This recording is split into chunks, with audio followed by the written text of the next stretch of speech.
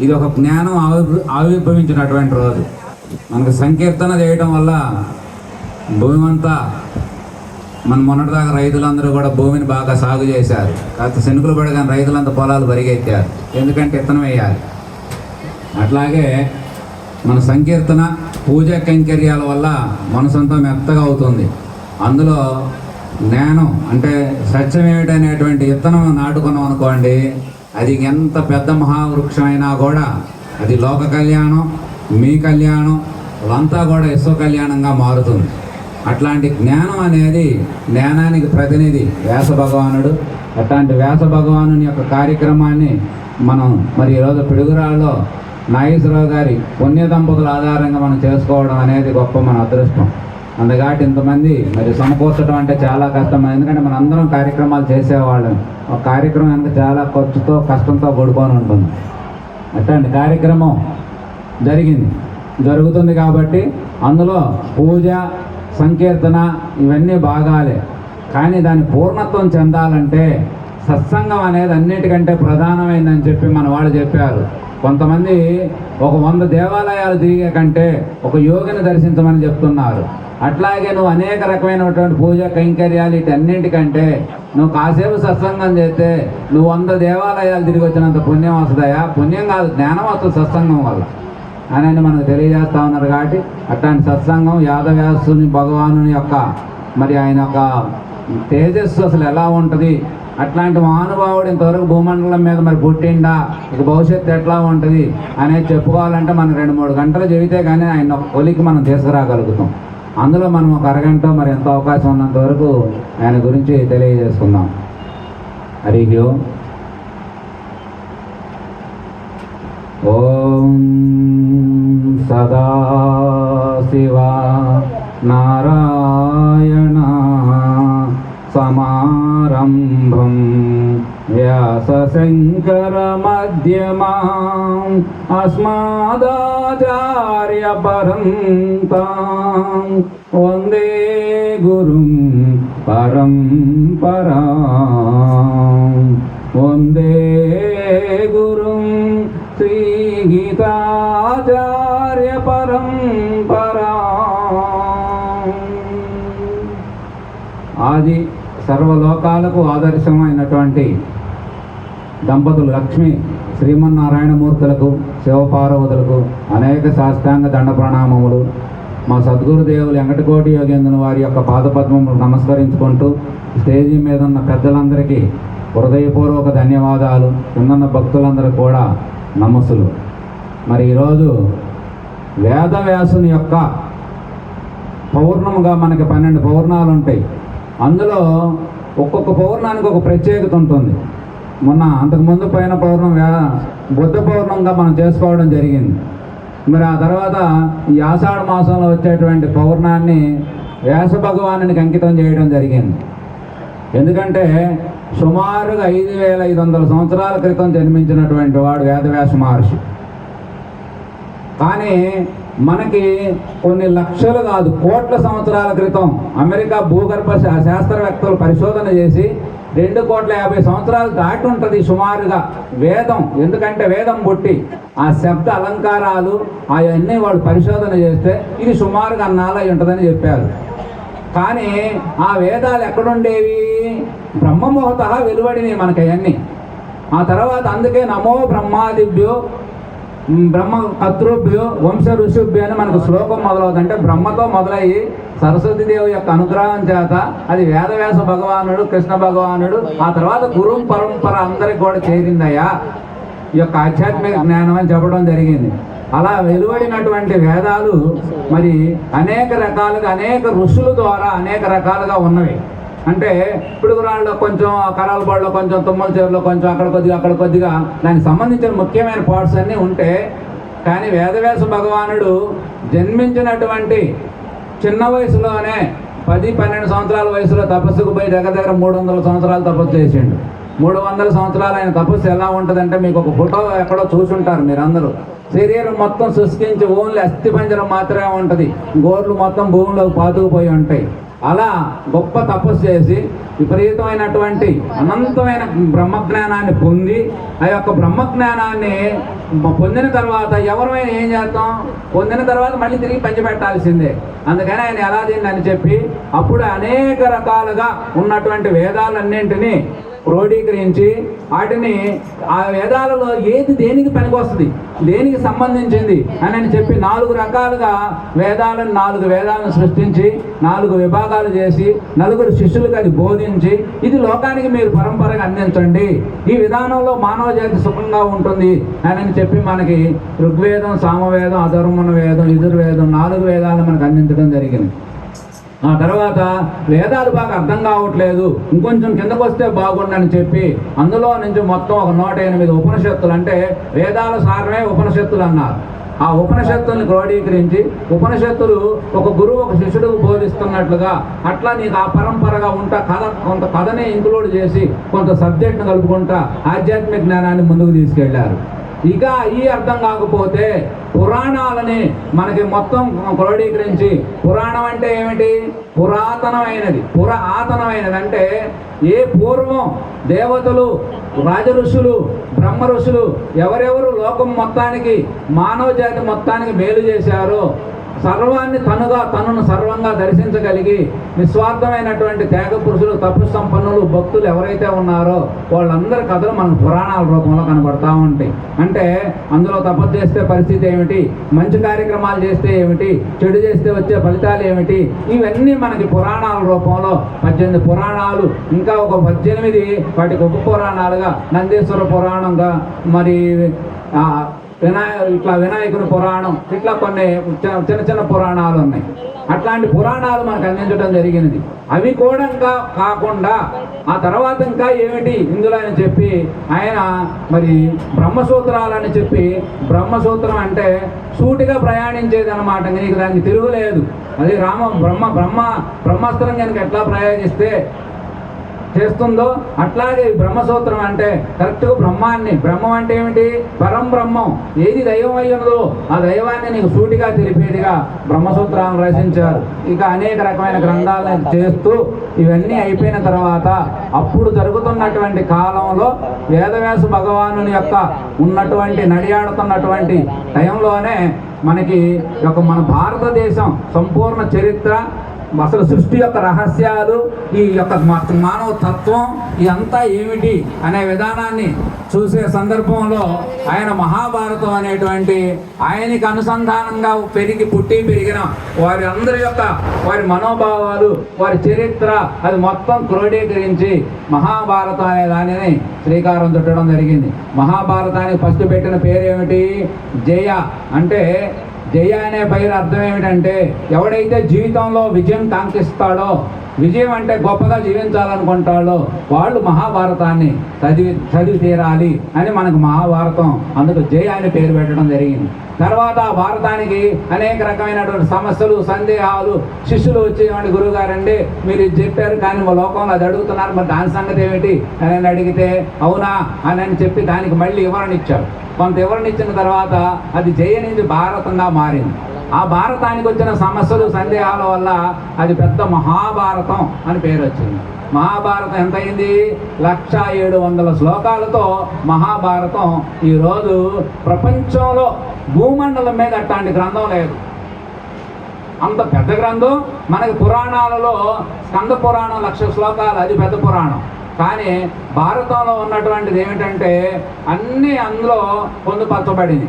అందులో పావు భాగం అచ్చం అమృతం ఉంటుంది, సేవించామనుకోండి మరణం లేదు, మృత్యుంజయుడు. ఏ సృష్టి మొత్తానికి ఆధారమైన దైవం ఉన్నదో ఆ దైవం నిన్నుగా మారుస్తుంది. అందుకే కృష్ణుడు అది నేనేనన్నాడు. నీవు కృష్ణుడు కావచ్చు, ఈ సృష్టి మొత్తానికి అధిపతి కావచ్చు, అది అమృతం. అదే ఒక పావు భాగం ఉంటుంది, అది అంతా కూడా మహిమాన్వితంగా ఉంటుంది. అంటే అర్థమైనట్టే ఉంటుంది, అర్థం కాదు మనం. కానీ ఒక అరభాగం మొత్తం చరిత్ర. అంటే చరిత్ర అంటే చెర అంటే నడి ఆడినటువంటిది, త్రి అంటే మూడు త్రికరణ శుద్ధి. అంటే ఎవరైతే ఆలోచించే విధానం, చెప్పే మాట, చేసే చర్య 3 ఒకటిగా ఉంటుందో అది త్రికరణ శుద్ధి. అలా త్రికరణ శుద్ధితో ఎవరైతే ఆచరిస్తారో ఆచరించినటువంటిది చరిత్ర అవుతుంది. ఆ చరిత్రే లోకానికి ఆదర్శం. చాలా మంది చాలా రకాల మాటలు చెప్పుకోవచ్చు, కానీ మాటకు విలువ లేదు. మాట నీవు కాదు, ఏది నీవు చెప్తే అదే నీవు చేస్తేనే నీవు అది అవుతావు అని చెప్పి మనకు భారతం తెలియజేస్తా ఉన్నది. అట్లా వచ్చినటువంటి సందేహాల యొక్క సారం వేదవ్యాస భగవానుడే మనకు చెప్పినటువంటి మాట ఏమిటంటే,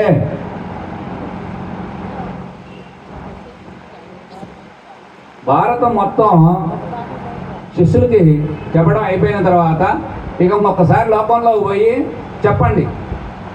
ఎందుకంటే ఆయన చెప్పిన మాట, మానవ జన్మ సాధించాల్సింది ఏమిటయ్యా అంటే చతుర్వేద పురుషార్థాలు. ధర్మంగా జీవించాలి, అర్ధకామాలను అర్జించాలి, మోక్ష జ్ఞానం పొందాలి. మోక్షం అనే మాట మన భారతదేశంలో మన ఋషి సాంప్రదాయంలో తప్ప ప్రపంచంలో ఎక్కడా వినపడదు. కాబట్టి మానవ జన్మ పూర్ణత్వం చెందాలంటే ఏంటి? మోక్షం పొందాలి. మోక్షం అనే జ్ఞానం ఎక్కడొస్తుంది? మోక్షం అంటే జ్ఞానం ద్వారా వస్తుంది. ఆత్మజ్ఞానం, బ్రహ్మజ్ఞానం. అవి కావాలంటే బ్రహ్మ విద్య, బ్రహ్మ సాధనలు ఇవన్నీ చేయాలి. పూజలు ఇవన్నీ మనకు మెట్లు లాంటి. ఇప్పుడు వాడు మెట్లు ఇచ్చారు 4-5 మెట్లు. ఆ మెట్లలో మనకు భగవద్గీతలో 18 మెట్లు ఇస్తారు. 18వ మెట్టుకు పోతే కానీ మోక్ష సన్యాస యోగం రాదు. విషాదంలో నుంచి మోక్ష సన్యాసాన్ని చేరాలి.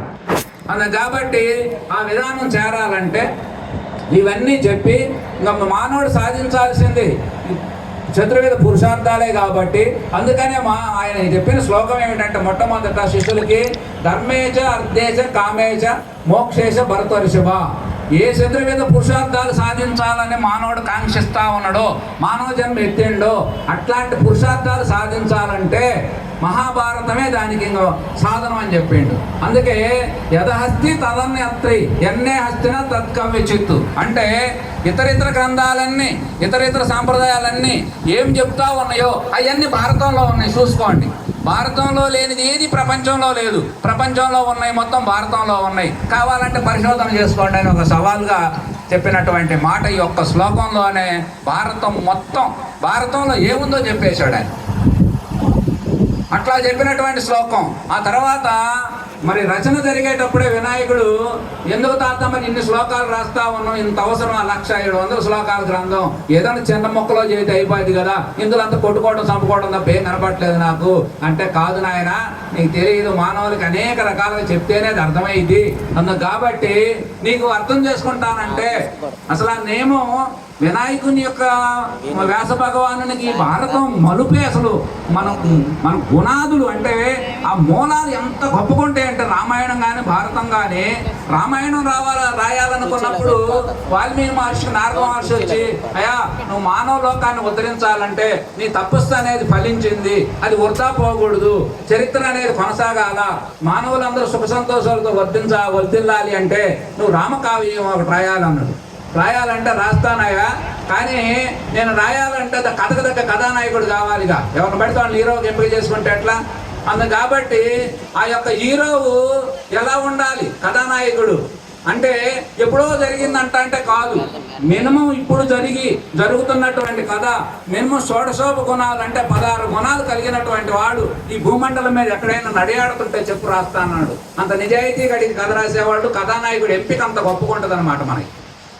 అన్న తర్వాత అప్పుడు ఆయన 100 శ్లోకాల్లో మన శతశ్లోకి రామాయణం అని చెప్పి 100 శ్లోకాల్లో ఇచ్చారు చక్కగా చిన్న గ్రంథం. అందులో ఏమిటి సారాంశం మొత్తం కూడా రాముడు పుట్టిన దగ్గర నుంచి పట్టాభిషేక్తుడు అయ్యేదాకా బ్రహ్మాండం 100 శ్లోకాల్లో ఆయనకు సంక్షిప్తంగా వివరించిన కథని దాన్ని విస్తారంగా 24,000 శ్లోకాలతో రామాయణం రాయడం జరిగింది. అట్లాగే భారతం కూడా రాద్దాం అనుకున్నప్పుడు ఆయన భారత యుద్ధం అయిపోయిన తర్వాత ఈ యుద్ధం అదంతా ఆయన క్షోభంతా మానసికంగా అదంతా తను అనుభవించి ఇది చరిత్రని దీన్ని ఎట్లా ప్రజలకు అందించాలి, అందులో ఉన్నటువంటి కుళ్ళులు, కుతంత్రాలు, మంచితనం, కపటాలు, జ్ఞానం, ఇంకా అనంతమైనటువంటి ఆత్మ సౌందర్యం అన్నీ ఉన్నాయి, ఇది ప్రజలకు చేరాలంటే ఎట్లా అని ఆయన తపస్సులో మళ్ళీ తపస్సు చేస్తే అప్పుడు బ్రహ్మదేవుడు రావటం. బ్రహ్మ వచ్చిన తర్వాత బ్రహ్మ కాదు నారద మహర్షి వస్తారు. నారద మహర్షి వచ్చి, అయ్యా బ్రహ్మదేవుడు రావటం, బ్రహ్మ వచ్చిన తర్వాత నీకు ఈ కార్యం నెరవేర్చాలంటే నువ్వు గణపతిని ఆశ్రయించమన్నాడు. అప్పుడు గణపతికి మళ్ళీ తపస్సు చేస్తే గణపతి వచ్చి అప్పుడు ఏం చేయాలి గురువుగారు అంటే, ఏం లేదయ్యా, నేను మనో సంకల్పంలో 3 సంవత్సరాలుగా మహాభారతం అనే దానిని లోన పొందుపరిచా, దాన్ని లిఖించి మానవ లోకానికి అందించాలి, కానీ అది రాయగలిగేటువంటి శక్తి సామర్థ్యాలు కలిగిన వాడు నువ్వు తప్ప ఎవరు కనపడలేదు అంటే వినాయకుడు నవ్విండు, నువ్వు చెప్పటం నేను రాయటమా అని. అంటే ఆయనకు అలా అనిపించిన తర్వాత వాళ్ళిద్దరు పెట్టుకున్న షరతు ఏమిటో తెలుసా? ఆయన ఏమన్నాడంటే, వినాయకుడు నేను రాస్తా, కానీ నేను రాసేటప్పుడు ఏ మాత్రం కొంచెం బ్రేక్ అయి ఆగినా నేను అక్కడే వదిలిపెట్టి వెళ్ళిపోతాను, నువ్వు అంత ఫాస్ట్గా చెప్పాలి నాకు అని అంటే, సరేనయ్యా సిద్ధం శివనందన, నువ్వు చెప్పినట్టుగానే నేను అంగీకరిస్తున్నా, కాకపోతే నాది ఒక చిన్న కోరిక, నేను చెప్పే ప్రతి శ్లోకాన్ని నువ్వు అర్థం చేసుకొని రాయాలి. అందుకే భారతం ఎట్లా ఉంటుందంటే ఎంత అద్భుతంగా ఉంటుంది, అందులో పోతే బయటికి రాలేం, అందులో మన జీవితం మొత్తం కనపడతా ఉంటుంది, నిజ జీవితం అది. అందుకనే ఆ ఇద్దరు ఒప్పందం చేసుకొని ఆ ఒప్పందం మీద వాళ్ళు ఇద్దరు మహాభారతం పూర్తి చేయటం జరిగింది. అట్లా రాసేటప్పుడు వినాయకుడు అడిగితే, లోకంలో ఉన్నటువంటి ఎందుకు ఇంత పెద్ద గ్రంథం రాయాలా, ఇన్ని శ్లోకాలు కూర్చొని ఇద్దరం ఇబ్బందులు పట్టడం ఎందుకంటావు అంటే, కాదు నాయన, లోకంలో అర్థం కాదు, ఎన్ని కథల రూపం ఎంత చెప్తే ఇంకా ఎంత ఇవ్వగలిగితేనే అర్థమవుతుంది తప్ప మామూలుగా అయితే ఏం అర్థం కాదయ్యా అని చెప్పి, అప్పుడు నిజంగా నీకు అర్థమైద్ది లోకంలో అంటే మంచిని ఒక్క ముక్కలు ఆచరిస్తానంటే 100 శ్లోకాలు కాదు, శ్లోకం కాదు, అరశ్లోకంలో చెప్తా, కావాలంటే దాన్ని ఆచరించే వాళ్ళు ఉంటే లోకంలో చూపించండి. అరశ్లోకం అంటే 1700 శ్లోకాల గ్రంథం, అనేక పురాణాల సారాంశం మొత్తం అరశ్లోకంలో చెప్పాడు. అరశ్లోకం ఏమిటి? శ్లోకార్థేనే ప్రవక్ష్యామి యదుయుక్తం గ్రంథకోటిభిః అంటే 1,00,000 శ్లోకాలు గ్రంథాలైనా, 18 పురాణాలైనా, 4 వేదాలైనా, అనేక రకమైనటువంటి ఇతిహాస గ్రంథాలైనా వాటి అన్నింటి సారం ఏమిటంటే పరోపకార పుణ్యాయ పాపాయ పరపీడనం, పరులని పీడించడం పాపం, పరులకు మేలు చేయడమే పుణ్యం. ఈ ఒక్క ముక్క అర్థమైతే చాలు అన్నాడు. అర్థమైద్దా? ఏ రకంగా అంటే మనం ఏదో మనుషులను ప్రత్యేకించి హత్య చేయాల్సిన పని లేదు, మాటల ద్వారా హింసిస్తాం, చూపుల ద్వారా హింసిస్తాం, అనేక రకమైనటువంటి మనలో ఉన్నటువంటి మనసు ఎట్లా ఉంటుందంటే మనకు అర్థం కాదు మనం ఏం చేస్తున్నాం అనేది. అట్లాంటి మనసు అనేది మనలో ఉంటుంది. ఆ మనసంతా మనకు తెలియాలంటే మహాభారతంలోకి ప్రవేశించాలి. అట్లా భారతం యొక్క సారాంశం అంతా ఈ శ్లోకంలో చెప్పడం జరిగింది. అలాగే ఇంకొక శ్లోకాన్ని భీష్మాచార్యుని యొక్క జీవిత సారాంశం అంతా కూడా ఆయన శాంతి పర్వం అనేక రకమైనటువంటి నీతులను బోధించి, నీతులన్నీ అయిపోయిన తర్వాత ఆయనకి శరీరాన్ని విడిచిపెడదాం అనుకున్నప్పుడు ధర్మరాజు మళ్ళీ ఒకసారి ఆయన పాదాలకు నమస్కరించి, తాత నీవు లేకపోతే మేము ఏమైపోతామో ఏమని బాధగా ఉన్నది, కానీ ఎన్నో బోధించును, అప్పటికి విష్ణు సహస్రనామాలు అనేక రకంగా బోధించును, ఇవి తోటితో పాటు వినాలనిపిస్తుంది, ఆ దావాతి నాకు తగ్గట్లేదు కాబట్టి మొత్తం అసలు ఇంక సారాంశం అంతా కలిపి నాకు మళ్ళీ ఒక మొక్కలో చెప్పాడు. ఆయన చెప్పిన మాట ఏంటంటే, భీష్మాచార్యుని చేత వేదవ్యాస మహర్షి చెప్పించినటువంటి మాట, ఏదైతే నీకు ఇతరుల ద్వారా బాధ కలిగిందని నీవు అనుకుంటావో అది నీవు ఇతరులకు చెయ్యి. ఎవరైనా నిన్నేదైనా పొగిడితే సంతోషపడతావు, ఎవరైనా నిన్నేదైనా కొంచెం ద్వేషభావాలతో చూస్తే బాధపడతావునా. అందుకని నీకు ఏమనిపిస్తుంది లోకంలో, నీకు ఇతరుల పట్ల నీకు ఏదైనా బాధ కలిగితే నువ్వు ఇతరులకు ఆ బాధను నువ్వు చేయమాకు, నాకు అప్పటి చాలు, నువ్వేం చేయాల్సిన పని లేదని. ఇట్లా మనకి గ్రంథాల సారాంశం అంతా కూడా ఇంత విస్తారంగా చెప్పారు, ఇంత చిన్న శ్లోకంలో అర శ్లోకాల్లో చెప్పారు. అట్లా వేదవ్యాస భగవానుడు అందించినటువంటి ఘనత అంత గొప్పది. అట్లాంటి అనుష్ఠానమూర్తి ఆయన చేసినటువంటి కృషి, తపస్సు, ఆయన పంచినటువంటి మనకి బ్రహ్మ విద్య జ్ఞానం, ఇవన్నీ కూడా ఇంతవరకు ఏ మహర్షి అలా చేయలేదు. చేశారు, కొంత వారి స్థాయిని బట్టి చేసుకుంటూ వచ్చారు. కానీ ఆయన చేసినటువంటి కృషి ఈరోజు మన భారతదేశ చరిత్ర ఆధారంగా మనకు నిలబడ్డదంటే వేదవ్యాస భగవానుని యొక్క దయ, ఆయన యొక్క కృషి, ఆయన యొక్క తపస్సు, ఆయన మనోసంకల్పం చేత ఆయన దర్శించినటువంటి దివ్య దర్శనాలు అలాంటి అంత గొప్ప వేదవ్యాస భగవానుడు అనుష్ఠానమూర్తి. అందుకే ఆయన ఏమన్నారు మహాత్ములందరూ, ఈయన సాక్షాత్ విష్ణు స్వరూపం, విష్ణుమూర్తి అని చెప్పారు. విష్ణు ఎలా అవుతుడు వరకు అవుతుడా, నిత్యం సృష్టిని కాపాడాలి, మంచిని కాపాడాలి, రక్షించాలి.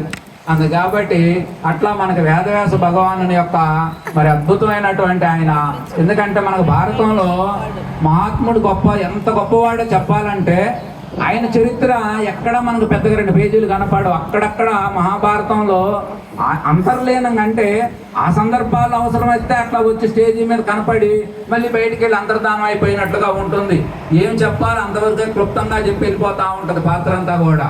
కానీ ఎంతమంది ఋషుల చరిత్రలు అందులో పొందుపరచబడ్డాయి, ఎంతమంది రాజ ఋషుల చరిత్రలు అందులో పొందుపరచబడ్డాయి, ఎంతమంది జ్ఞానం చేత దర్శించినటువంటి ఆత్మజ్ఞానాన్ని, సత్య జ్ఞానాన్ని, ధర్మ అనుష్ఠానాన్ని అందులో లెక్కించబడ్డాయి. అందుకనే మహాభారతం అనేది మనకి 4 వేదాలుంటే దీన్ని పంచమ వేదం అని 5వ స్థానంలో చేర్చారు. అంటే 4 వేదాల సారం మొత్తం కూడా మనకి భారతంలో పొందుపరచడం జరిగింది. అట్లా మనకి మా భగవానుని యొక్క మరి వేదవ్యాస భగవానుని ఈరోజు పుట్టినరోజుగా చెప్పుకోవచ్చు, వేదాలు విభజించిన రోజుగా చెప్పుకోవచ్చు, భారతం మనకు అందించిన రోజుగా చెప్పుకోవచ్చు. ఇట్లా ఎన్ని రకాలుగా చెప్పుకున్నా అవన్నీ వాటికి మూలం మనకి వేదవ్యాస భగవానుడు. మనకి ఎంతమంది గురువులు ఉన్నా అందుకనే ఈ పౌర్ణం ఆయనకి ప్రత్యేకించి కేటాయించడం జరిగింది. ఆ యొక్క పరంపరలోనే మనకి ఇది కొనసాగాలి అని చెప్పి ఈరోజు మరి ఇలా కొనసాగుతా ఉన్నది. ఇక మహిమల విషయానికి వస్తే వేదవ్యాస మహర్షి చేసినటువంటి మహిమలు ఎందుకంటే పెద్ద ప్రాచుర్యం పొందల, అవన్నీ ఏదో సహజంగానే వదిలేసుకున్నాం మనం. మహాభారతంలో మొట్టమొదట కురువంశం అస్తవ్యస్తమయ్యి నిర్వీర్యమైంది, అంటే ఇంకా లేదు. సత్యవతికి 2 కుమారుడు చిత్రాంగదుడు, విచిత్ర వీరుడు ఇద్దరు పుట్టిన తర్వాత వారికి పెద్ద వయసు వచ్చిన తర్వాత ఇద్దరు కూడా ఒకళ్ళు యుద్ధంలోనూ ఒకళ్ళు వేరే కారణాల వల్ల మరణించడం జరిగింది. వంశం నిర్వీర్యం అయితే అప్పుడు తల్లి సత్యవతి కొడుకిచ్చిన వ్యాసుడిచ్చినటువంటి మాట ప్రకారం, నయనా వేదవ్యాస ఏడన్నవయ్యా నువ్వు రా అంటే ఒక్కసారి మనసులో స్మరించగానే ఆమె ఎదురుంగా వచ్చి ఏమిటమ్మా అంటే ఈ వంశం అనేది నిర్వీర్యమైందయ్యా, అందుకు కాబట్టి ఈ యొక్క మరి నీ యొక్క మరదళ్ళకి సంతానం కావాలి, వారికి ఎట్లా చేస్తావో ఏందో అని అంటే అప్పుడున్న పద్ధతి దేవర న్యాయం అనే పద్ధతి ప్రకారం ఆయన మనోసంకల్పం చేత వాళ్ళు ముగ్గురికి కూడా అంబిక అంబాలిక వాళ్ళిద్దరికి సంతానం కలగాలంటే సరే ఆయన సాయంత్రం చెప్పి గదిలోకి రమ్మని చెప్తే గదిలోకి వెళ్ళిన తర్వాత ఆయన చక్కగా సింహాసనం మీద కూర్చొని గొప్ప తేజస్తో వెలిగిపోతా ఉన్నాడు. ఈ అంబిక వెళ్ళిన తర్వాత ఆమెకి ఈయన కట్టాలు మేసాలు ఇదంతా ఆయన ఉంటే ఆయన అంటే ఆమెకు కొంచెం చీదరగా అనిపించి ఆమె ఏం చేసిందంటే ఆయన మనోసంకల్పం ద్వారా ఆయన ఇచ్చే తేజస్సుని ఆమె అందుకోలేక కళ్ళు మూసుకుంది. భయపడి కావచ్చు, కొంత గర్వంతో జరిగిందని చెప్పడం జరిగింది. ఎప్పుడైతే జరిగిందో అలా జరిగినప్పుడు ఆయన తర్వాత బయటకు వచ్చిన తర్వాత రెండామె వెళ్ళిన తర్వాత ఆయన యొక్క అనుగ్రహం చేత ఆయన చూడగానే, ఎందుకంటే ఆయన గొప్ప రాజఋషి, మనిషి కలర్ తక్కువ కొంచెం నల్లగా ఉంటాడు, గోల్డ్ ఆకారంలో చుట్టూ బ్రహ్మాండంగా తేజస్తో ఉంటాడు. అయినా ఆయన అర్థం చేసుకోవటంలో వాళ్ళు విఫలం కావటం వల్ల ఆమె భయపడి అంత తెల్లబోయిన ముఖంలాగా అయింది. అందుకనే ఫస్ట్ వచ్చిన ఆమెకేమో మరి ఆ కళ్ళు మూసింది కాబట్టి గుడ్డివాడైనటువంటి ధృతరాష్ట్రుడు, రెండామెకి పాండురాగం అంటే భయపడింది, పేలబోయినట్టుంది కాబట్టి పాండురాజు పుట్టడం జరిగింది. ఆమె బయటకు వచ్చిన తర్వాత తల్లి అడిగింది, ఏందయ్యా మా పరిస్థితి అంటే, అమ్మ ఇట్లా ఉన్నది, ఇట్లా జరిగింది, ఆయనకైతే మాత్రం గుడ్డివాడు జన్మించడం జరిగింది, ఇతనికి పాండురాజు పుడతాడని చెప్తే అయ్యో అనుకుంటుంది. అనుకోని అలా కాదు, వంశం వృద్ధి చెందాలంటే ఇలా కాదు అని చెప్పిన తర్వాత మళ్ళీ పెద్ద కోడలను పిలిచి, అమ్మ నువ్వు ఒక్కసారి గురువు దర్శనం చేసుకొని రా అంటే ఆమె ఏం చేసింది, ఆమె కొంచెం గర్వం ఉందని మనం ఇక్కడే అనుకోవాలి. ఆమె పోకుండా ఆమె కింద ఉన్నటువంటి సెలికత్తిని, అంటే అత్త మాట ఆమె గౌరవించాలి కాబట్టి ఆమె కింద ఉన్నటువంటి సెలికత్తికి ఆభరణాలు ధరించి ఆమెను పంపించింది. ఆమె బాగానే వేదవ్యాస మహర్షిని చూసి ఆమె జన్మ ధన్యమైపోయిందని చెప్పి ఆమె ఒకసారి ఇట్లా 2 నేత్రాలు దర్శించి స్వామివారి యొక్క పాదపద్మాలకు నమస్కరించుకొని ఆయన ఏ తేజస్సును అయితే ఆమెలో ప్రవేశపెట్టిండో ఆ తేజస్సును ఆమె సంపూర్ణంగా ఆహ్వానించింది. అందుకే విదురుడు జన్మించింది. అద్భుతమైనటువంటి మరి అట్లాంటి ధర్మానికి ప్రతినిధిగా జన్మించినటువంటి వాడు విదురుడు. అలా వంశాన్ని నిలబెట్టినటువంటి వాడు వేదవ్యాస మహర్షి. ఆ తర్వాత మళ్ళీ జరిగినటువంటి సంఘం, మళ్ళీ కొంతకాలం తర్వాత మళ్ళీ గాంధారికి 100 మంది సంతానం కలుగుతారని చెప్పి ఆ కాలంలో మరి శాస్త్రజ్ఞులు తేల్చారు. ఈయన భీష్మాచార్యునికి ఏంటంటే ఎప్పుడు వంశం అనేది నిర్వీర్యం అవుతుంది, ఎప్పటికప్పుడు ఇబ్బంది అవుతుంది, ఎక్కువ మంది సంతానం ఉంటే బాగుండు అనేటువంటి సంకల్పం చేత గాంధారి కోసం గాంధారి దేశం పోయి గాంధారిని మాట్లాడి తీసుకొచ్చి ధృతరాష్ట్రునికి వివాహం చేయడం జరిగింది. ఆ తర్వాత ఆమె గర్భం వచ్చింది, కానీ 2 సంవత్సరాల దాకా ప్రసవం లేదు. ఏంది కారణం అనేది అర్థం కావట్లా. కానీ ఆమెకి ఏం జరిగిందంటే అవతల మరి తోడికోడలకి అంటే కుంతీదేవికి ధర్మరాజు జన్మించినాడని వార్త తెలిసింది. అయ్యో ధర్మరాజు అంటే వాడు అప్పుడు ఉన్న వంశ ప్రకారం అప్పుడైనా ఏంటంటే ఏ పెద్ద కొడుకు వంశానికి ఉంటాడో పెద్ద కొడుకుకి ఆ రాజ్యం పాలన అంతా అప్పచెబుతూ ఉంటాం. పెద్ద కొడుకే పెత్తందారిగా ఉంటాడు కాబట్టి ఈ పెత్తనంలో ధర్మరాజు కుంతి కొడుకే రాజు అవుతాడు, మా పరిస్థితి ఏందని చెప్పి మరి గాంధారి అసూయకు లోనయ్యి మన పొట్ట మీద కొంత బాదుకోవడం జరిగింది. మోదుకుంది, చేతులు పెట్టి మోదుకుంటే ఆ కడుపులో ఉన్నటువంటి పిండం జారింది. పిండం జారితే ఆ పిండం అది ఒక ఇనప ముద్దలాగుంది. అప్పుడు అనుకోకుండా వేదవ్యాస మహర్షి, అనుకోకుండా కాదు, రావాల్సిన సందర్భం వచ్చేదే వస్తుడు రావడం జరిగింది. ఆయన చూపించి ఇది ఏందయ్యా అని అందరూ లబోదివో అని ఏడ్చారు. అప్పుడు దాన్ని 100 ముక్కలు కట్ చేయించి నేతి కొండల్లో పెట్టి రోజు ఆ తల్లి స్పర్శ తగిలేటట్లుగా మనకి ఈరోజు బేబీల్ని మనకు కోళ్ళల్లో కోళ్ళపారాల్లాగా చైనాలో బేబీలను కూడా ఈరోజు ఉత్పత్తి జరుగుతున్నాయి. అట్లా ఆ రోజు మనకి 5000 సంవత్సరాల ముందు వేదవ్యాస మహర్షి ప్రయోగం చేసి 101 మంది సంతానం కొండల్లో నుంచి ఉద్భవించినటువంటి వాళ్ళు ఈ 101 మంది కౌరవులంతా కూడా. ఇట్లా వేదవ్యాస భగవానుని మరి భగవద్గీత జరుగుతుంటే సంజయునికి దివ్య దృష్టిని ప్రసాదించిండు. ఇదిగో నీకు యుద్ధంలో జరిగే సన్నివేశం అంతా కూడా నీకు తెలిసిపోతుంది లైవ్. ఇప్పుడు ఇదిగో టీవీలో కనుక లైవ్ ఇస్తే వచ్చినట్లుగా ఆ రోజు ఆయనకి మనోదృష్టిని లైవ్ దృష్టిని ప్రసాదించండు. నువ్వు చూసింది మొత్తం ధృతరాష్ట్ర మహారాజుకు చెప్పని. ధృతరాష్ట్ర మహారాజు ప్రశ్నలు అడుగుతా ఉంటాడు, సంజయుడు బోధిస్తూ ఉంటాడు. భారతం అంతా అట్లానే కనపడతా ఉంటుంది, ఇప్పుడేం జరిగింది అని. అట్లా ఆ విధానం ఇట్లా వేదవ్యాస మహర్షి ఎన్నో చేసిండు. అంతేకాదు యుద్ధం అయిపోయిన తర్వాత కౌరవులు మొత్తం 18 అక్షోహిణి సైన్యాలు దగ్గర 21 లక్షల మంది సుమారుగా అందరూ కాలం చేశారు. 10 మందే మిగిలారు. అయితే వీళ్ళందరూ అయిపోయిన తర్వాత దగ్గర 16 సంవత్సరాలు ఇక్కడే ఉండి తర్వాత ఇంకా ధృతరాష్ట్రుడు అయ్యాక మాకు పెద్ద వయసు వచ్చింది, మేము ఉండలేకపోతున్నాం, మనసు ఎంతున్నా శాంతించట్లేదు అందుకాటి ఆశ్రమానికి వెళ్తాము మేమని చెప్పి అడవుల్లోకి వెళ్ళాలని చెప్పి దాన ధర్మాలు చేసి అడవులకు వెళ్ళడం జరిగింది. అడవుల్లో వాళ్ళు ఉంటా ఉంటే కొన్నాళ్ళ తర్వాత ధర్మరాజు వాళ్ళందరూ కూడా అక్కడికి వెళ్ళడం జరిగింది. పెదనాన్ని పెద్దమ్మని చూసొద్దామని వెళ్ళినప్పుడు వేదవ్యాస భగవానుడు కూడా రావడం జరిగింది. వచ్చిన తర్వాత అప్పటికి వాళ్ళ మనసు శాంతించకపోతే అప్పుడు ఆయన గాంధారి మాత అడిగింది, గురువర్య మీరు ఎన్నో అద్భుతాలు చేయగలరు, కానీ మా యొక్క ప్రభు అంటే ధృతరాష్ట్ర మహారాజు శాంతిని పొందలేకపోతున్నాడు, పదే కొడుకులను తెలుసుకొని మా అందరం చాలా క్షోభకు గురి అవుతున్నాం, ఒకసారి వాళ్ళందరినీ చూడాలనిపిస్తుంది మాకు అని అడిగితే, సరే అమ్మా మీరందరూ ఇక్కడ కలుస్తారని చెప్పి నేను వచ్చా.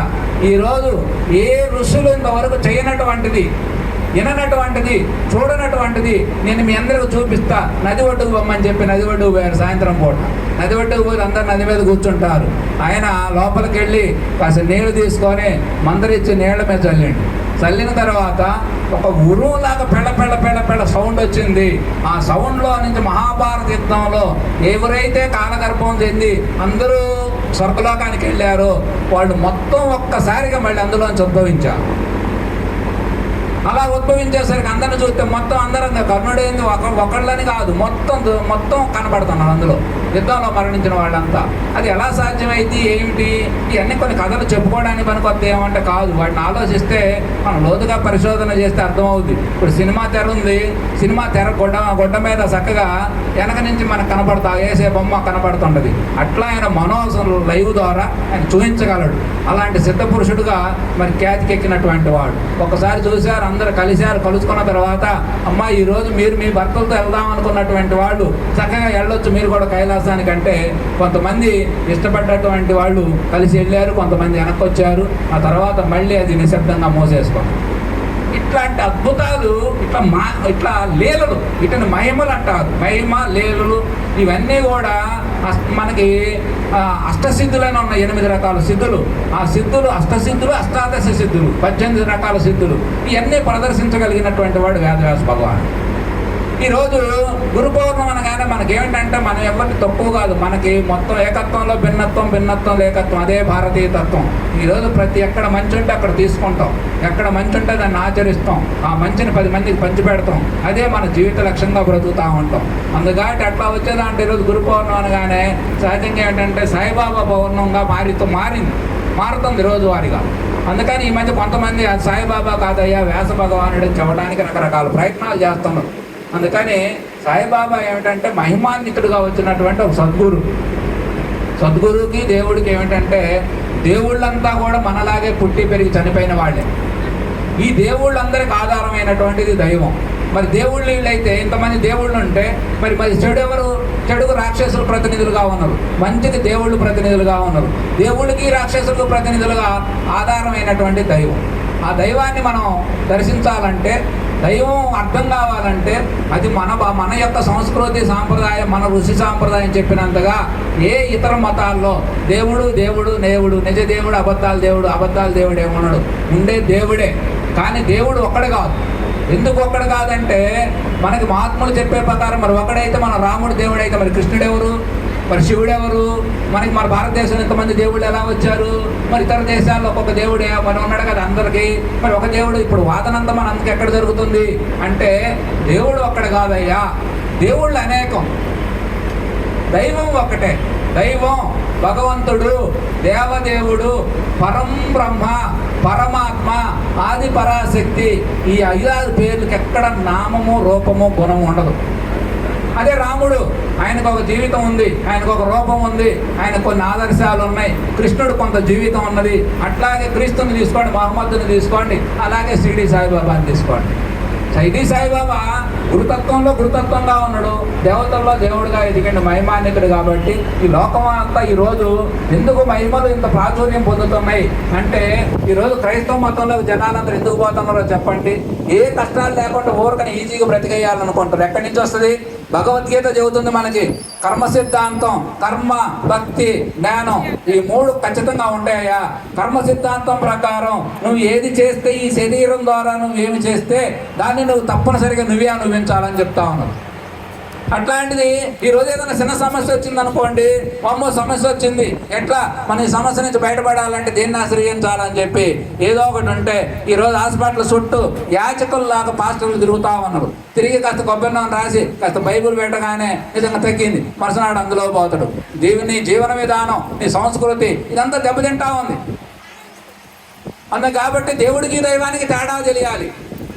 ఇట్లా అనేక రకాలుగా మనం ఎన్ని చూసుకొని ఎన్నో చేసుకోవటం కోసం. అందుకని భారతం అనేది మీరందరూ ఇక్కడ ఉన్న వాళ్ళల్లో ముఖ్యంగా ఇప్పుడు టౌన్లో ఉన్నటువంటి మన వాళ్ళందరూ విష్ణు సహస్రనామాలు చదువుతూ ఉంటారు. విష్ణు సహస్రనామాలు అలాంటి సహస్రనామాలు ఇంకెక్కడా లేవు. ఎందుకంటే భారత సారాంశం భగవద్గీత అయితే భగవద్గీత సారాంశం విష్ణు సహస్రనామం 108 శ్లోకాల్లో ఉంటుంది. అంత చక్కగా ప్రతి శ్లోకం ఎటు చూసి చదివినా ఏమిన్నా మొత్తం ఆయనే కనపడుతుంటాడు. విష్ణువు తప్ప మరొకడు కనపడదు. నాకు చదివి వాటిని తెలుగులో అర్థం చేసుకుంటుంటే వామ్మో ఇంత వివరణ ఉన్నదా, మరి అంత ఆయన అయితే మనమెవరివి? అన్నీ ఎటు చూసిన ఏ శ్లోకమైనా తీసుకోండి, దాంట్లో అన్నీ విష్ణుమూర్తే కనపడతా ఉంటాడు. అందులో మనకు అందించినటువంటిది విష్ణుమూర్తి. మరి ఆ యొక్క శ్లోకాలు 108 శ్లోకాల యొక్క సారాంశం మనకు మొదట్లోనే 2 నామాల్లో 1000 నామాలు సారాంశం 2 నామాల్లో ఉంటుంది. విశ్వం విష్ణుతో మొదలవుతుంది. విశ్వం అంటే ఏమిటి? మనకు సహజంగా విశ్వం అంటే ప్రపంచం అని అర్థం. ఏమిటి ప్రపంచం అనగానే విశ్వం ఏమిటి అని మనకు ఎప్పుడైతే ప్రశ్న వచ్చిందో వెంటనే దానికి సమాధానం విష్ణువు అంటుంది. అంటే విశ్వం మొత్తానికి ఆధారమైన వాడు విష్ణువు అని. ఎందుకంటే విశ్వం విష్ణువు వేరు కాదు, మళ్ళీ అసలు వాస్తవానికి 2 కూడా ఒకటే. అట్లాంటి అద్భుతమైన నామాలని సక్రమంగా అర్థం చేసుకొని మన జీవితాన్ని మనం సరిగ్గా నడిపించుకోగలిగితే మానవుడు ఖచ్చితంగా దేవుడు అవుతాడు. మన శాస్త్రాల ప్రకారం మనకి యాచకత్వం చేయడం కాదు, నువ్వు స్వతంత్రుడు కావాలి, యజమాని కావాలి. ప్రతి మనిషి రాముడు కృష్ణుడు కావచ్చు, అందులో ఏ అనుమానం లేదు. ఎందుకంటే దాని పట్ల మనకు జిజ్ఞాస ఉండట్లేదు. మనం ఎంతప్పటికీ మహిమల పట్ల చిన్న చిన్న పిల్లగాళ్ళకి ఏదో చాక్లెట్లు బిస్కెట్లకు అలవాటు పడ్డట్టుగా చిన్న చిన్న కోరికలతో అలవాటు పడుతున్నాయే కానీ ఇవన్నీ కాదు, నీవు కావాలి మాకని చెప్పి ఆయన్నే ప్రాధాన్యపడితే అసలు మూలాలు మనకు అందాలి. అట్లాంటి మూలాలు అందించడం కోసం వేదవ్యాస భగవానుడు శ్రీకృష్ణ పరమాత్మ ఇద్దరు కూడా వారి యొక్క యుద్ధం జరిగితే 21 లక్షల మంది, ఎందుకంటే మా క్షోభ అంతా ఉంటుంది స్త్రీ పర్వంలో, ఎంతమంది ఎంత క్షోభ పడతారో. ఎందుకంటే ఈ పల్నాడు ప్రాంతంలో గొడవలు జరిగినప్పుడు మేము చిన్నపిల్లలు ఎంత బాధపడ్డామో, మమ్మల్ని ఎంత బాధపడ్డారో మాకు తెలుసు. అందులో ఆ బాధలన్నీ ఉంటాయమ్మా. అవన్నీ చూస్తూ ఉంటే హృదయం అంత పిండేసినట్టుగా ఉంటుంది. ఇంత క్షోభ, ఎందుకంటే అంతమంది గొప్ప గొప్ప వీరులంతా దుర్మరణం చెందారు. ఆ మరణాలు కూడా తలలు దిగిపడ్డ వాళ్ళు, చేతులు దిగిపడ్డ వాళ్ళు, కదిలాడుతున్నటువంటి వాళ్ళు, వాళ్ళని అంతకుముందు వాళ్ళ వైభవాన్ని వర్ణించి వాళ్ళు పడిపోయిన స్థితులన్నీ వర్ణిస్తూ ఉంటే అంత క్షోభపడతా ఉంటారు. అట్లాంటి క్షోభ జరిగింది అని చెప్పి శ్రీకృష్ణ భగవానుడు, వేదవ్యాస భగవానుడు, అనేక రకమైన ఋషులు ఎంత ప్రయత్నం చేశారో, కానీ దుర్మార్గుడైన దుర్యోధనుడు ఒక్కడెనకపోవటం వల్ల ఒక్కడి కోసం మొత్తం అంత సర్వనాశనం కావాల్సి వచ్చింది. ఎంత ప్రయత్నం చేసినా కూడా శ్రీకృష్ణుడిని ఏమంటాం? విష్ణువు అంటాం. విష్ణువు అంటే ఎవరయ్యా? భగవంతుడు అంటుంది శాస్త్రం. అట్లాంటి భగవంతుడు ప్రయత్నం చేసినా కూడా విఫలమైంది. మన భగవద్గీత మొదట్లోనే ఉంటుంది, శ్రీకృష్ణ భగవానుడు ఎంత ప్రయత్నం చేసినా విఫలమాయను. ఆ తర్వాత అర్జునుడు సారథాయను. అంటే అర్థం ఏంటి? కానీ అందులో ఉన్నటువంటిది ఏమిటంటే సృష్టి భగవద్గీత సారాంశం అంతా మీ అందరికీ తెలుసు. కానీ సారాంశంలో ఉన్న సారాంశం ఏమిటంటే ఒక్క మొక్కే, ఏది జరిగినా నీ మంచి కనుకో. ఈ ఒక్క ముక్కను మనం అర్థం చేసుకోగలిగితే, నాకైతే ముక్క అర్థం అవుతుంది కానీ దాని జీర్ణం కావట్లా.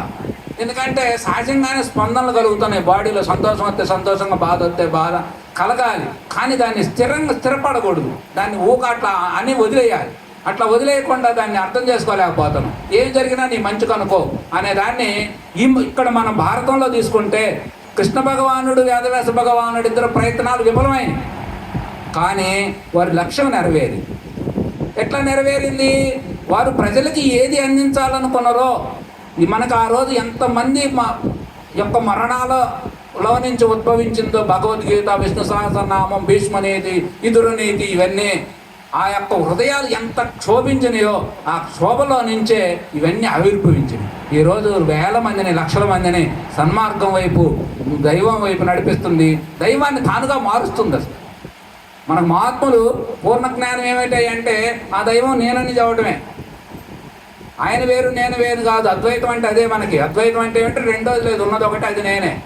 నేనంటే శరీరం కాదు, ఇవన్నీ నేనులకు ఆధారమైనటువంటి నేను. ఏ నేను కానీ నేనున్నదో ఆ నేను నేనేనని చెప్పి శ్రీకృష్ణ భగవానుడు మనకు ప్రకటించాడు. అట్లా వారు అనేక రకాల ఆ ప్రయత్నాలన్నీ, ఆయన ప్రయత్నం విఫలమైంది కాబట్టే, యుద్ధం జరిగింది కాబట్టే. వాస్తవానికి యుద్ధం లేకపోతే ఈరోజు కృష్ణ భగవానుడు కూడా చరిత్ర మనకు తెలిసేది. ఏదైనా జరిగితేనే. వివేకానంద అన్నాడు, అమెరికాలో ఒకే ఒక్క ప్రసంగం, 15 నిమిషాల ప్రసంగం ఈరోజు ఒక భారతదేశం ప్రపంచానికి ఒక యువ చైతన్య పురుషుడుగా పరిచయం చేసింది. అట్లా ఒక సందర్భం వస్తుంది, దాన్ని ఎట్లా ఆచరించాలో, అనుసరించాలో ఆ యొక్క నైపుణ్యత అంతా కలిగినటువంటి వాడు శ్రీకృష్ణ భగవానుడు ఉండటం వల్ల, వాళ్ళు ఆయన్ని ఆచరించడం వల్ల, ధర్మం వాళ్ళ వైపున ఉండటం వల్ల ధర్మానికి ఎప్పుడు అపజయం ఉండటానికి వీలు లేదు అని చెప్పి కృష్ణుడు అనేక రకాలుగా ప్రయత్నం చేసి ఆ యొక్క యుద్ధాన్ని కూడా మొత్తం దగ్గరుండి ఆ మెలకువలో ఎన్ని ఉంటాయి, భారతం ఎంత గొప్పగా ఉంటుందో అందులో పోతే మీరు చదువుకోగలిగితే మంచిది. ఈరోజు గ్రంథాలు మనకు అందుబాటులో ఉన్నాయి. అట్లాంటి భారతాన్ని మనకు అందించినటువంటి వేదవ్యాస భగవానుడు, ఆయన యొక్క పరంపరలోనే మనకి గురుతత్వం అంతా కూడా. ఎందుకంటే మనందరికీ అట్లా వ్యాసుడి యొక్క, ఆయన యొక్క కృషి ఫలాలే ఈరోజు మనం అనుభవిస్తుంది. ఎవరు ఏం చెప్పినా భగవద్గీతలో ఉన్నదాన్ని చెప్పాల్సింది, అంతకు మించి అవతల చూడడానికి ఏం లేదు. ఎవరు చెప్పినా అది చెప్పాల్సిందే కదా. అట్లా అందించినటువంటి వేదవ్యాస భగవానుని యొక్క మరి చరిత్ర మనకు మనందరం తెలుసుకోవాలి. పిల్లలకు తెలియాలి, మనకు తెలియాలి, మనం ఆచరణలోకి తీసుకురావాలి. అట్లాంటి యొక్క పురుషులని మనం వాళ్ళ యొక్క పేర్ల ద్వారా, వాళ్ళ యొక్క రూపాల ద్వారా వాళ్ళ కీర్తిని సాటడంలోనే మన కీర్తి కూడా వ్యాప్తి చెందుతుంది. అట్లా వ్యాప్తి చెందటం కోసం ఈ యొక్క గురు పరంపర, ఇక గురువు అనే విషయానికి వస్తే ఈరోజు మనకి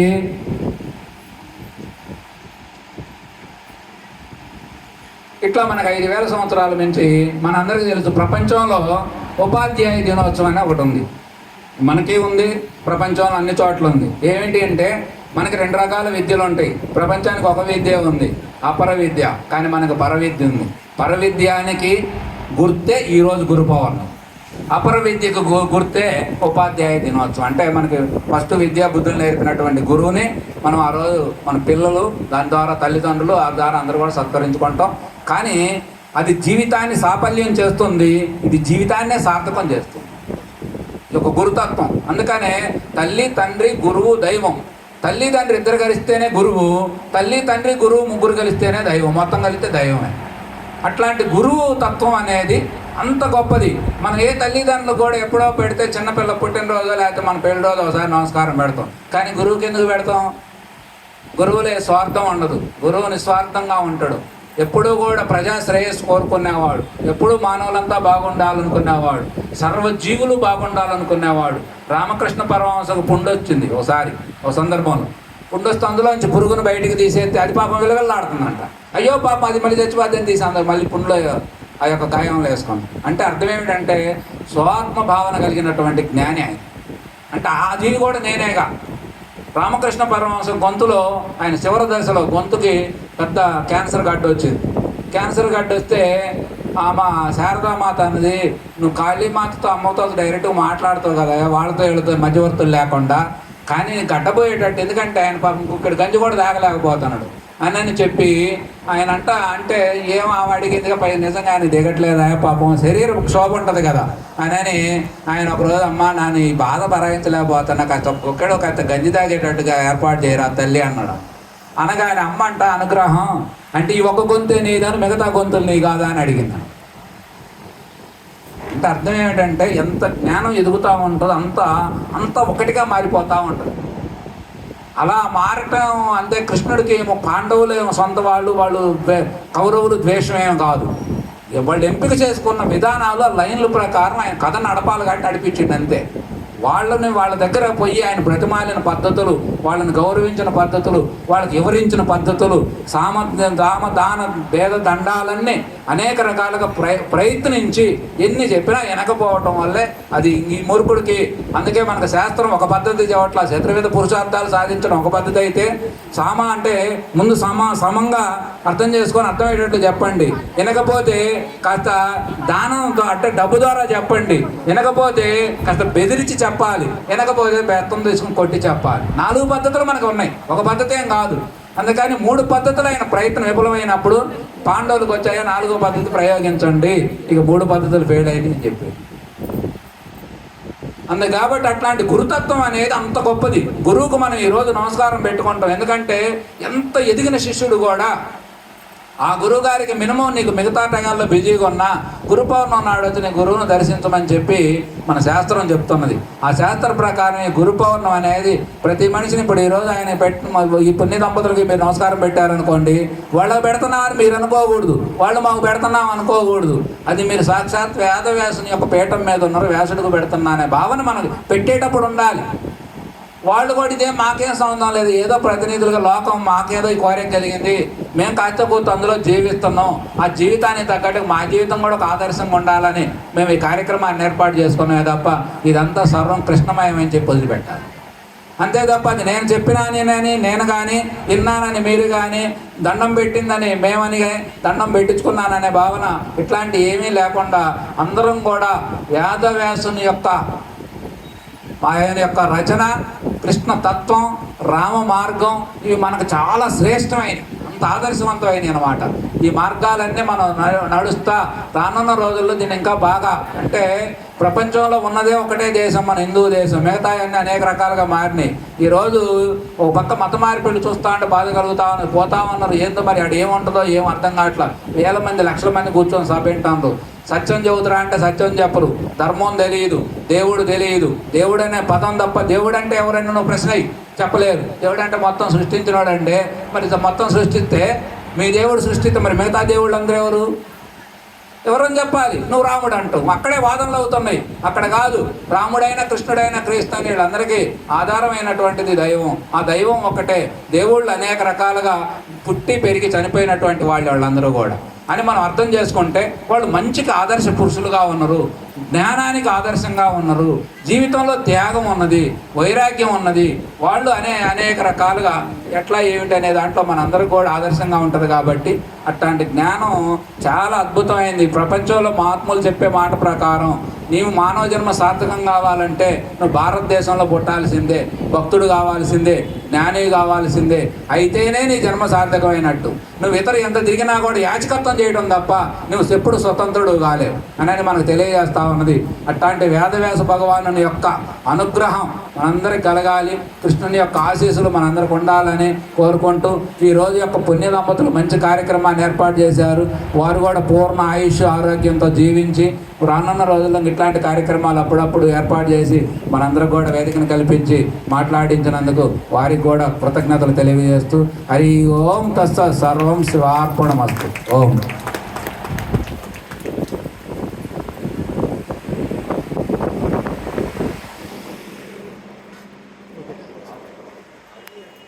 ఓకే.